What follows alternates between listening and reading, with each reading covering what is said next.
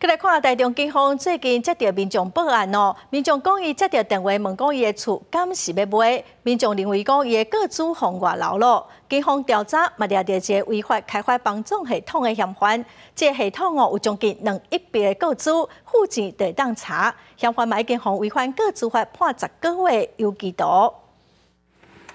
警方搜查姓陈查甫人的车甲徛架，查扣伺服器的主机甲相关的证物。姓陈的查甫人涉嫌设一个卖厝中人的开发系统，针对需要开发客户的卖厝中人，以会员收费的方式，违法提供要2亿份的个人资料，在因使用佮包括锁定的高学，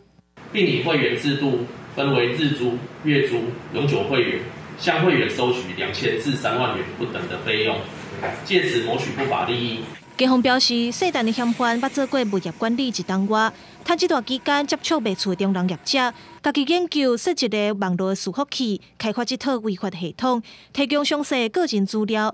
警方发现会员的人数有约100人，各自放落涉的社区有40个，目前已经把这个网站汰掉。不过网络顶悬原来会当找到高效影片，目前那像各有卖厝的中人搁咧用，警方要搁咧追查。